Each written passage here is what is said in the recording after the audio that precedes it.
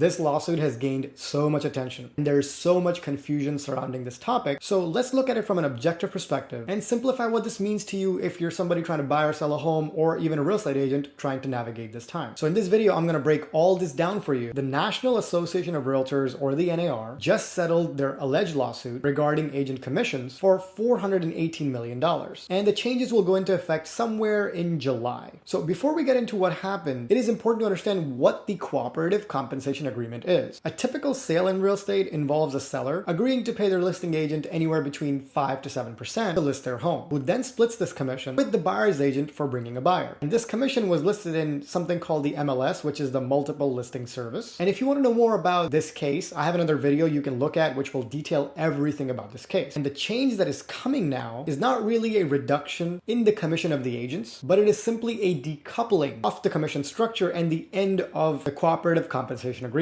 What this means is that the seller is no longer going to be paying for the buyer's agent as part of the cooperative compensation agreement. And any commissions negotiated to be paid to the buyer's agent will not be visible in the MLS, as it is prohibited now. An example of how this used to work: let's say a listing agent charges 6% to the seller and then splits it evenly with the buyer's agent. So the listing agent keeps, let's say, 3%, from which they use a portion of their commission to pay for marketing expenses or the listing fees. Now, since the original agreement has been decoupled, the listing agent might only charge their side of the fees. Now, what this means for the buyer's agent is that their commission is prohibited to be listed in the MLS and will no longer be premeditated. However, the key point here is that it is allowed to have a buyer's agent commission negotiated. But the big question is, how will the buyer's agent get paid? Will they get paid up front? There are a few ways they can get compensated for their services, which we will dive into because I feel like it's important to understand what you're paying for when we're putting a dollar amount to it. The buyer's agent compensation can be negotiated into the offer as part of seller contributions. Think of it this way: you work with an agent, you like a house, you put an offer, and as part of the offer, the agent will include their compensation as a seller contribution. For example, if you're buying a $500,000 home and putting 10% down on a conventional loan,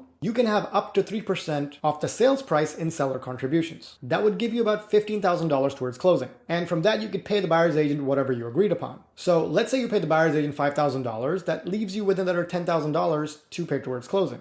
Now, it remains to be seen if underwriting guidelines will accommodate this, because some people certainly need seller contributions to cover their closing costs. And it would also raise the cost for buyers if it's not built into the deal and goes out of pocket. This could be potentially troublesome for a lot of buyers. What we also have to think about is the home's value. Will the home values come down a little because the seller doesn't have to pay such a large commission anymore? And as a result, will sellers be more flexible in pricing? Will they be willing to negotiate the price a little more? This will all be determined on how hot the market is where you are. Now, since this is going to put a focus on how much a buyer's agent gets paid, let's talk about some of the things a buyer's agent does so we can have an objective view of their services to help you determine their value as strategic transaction partners. Even though anyone can go online these days to websites like Zillow or Homes.com to find homes, it is important to note that a good buyer's agent doesn't just do showings. They have a process to help buyers stay on track with their wants and needs. What I mean by this is they do consultations to help them determine what a buyer is really looking for compared to what they might be pre-approved for, and what's the absolute necessity a buyer is looking for in their new home. This helps set the right expectations for their showings, plus the research they do into neighborhoods, expected property appreciation, comparative market analysis, to help you prepare with the understanding of a home's value in case you like it and decide to put an offer on it.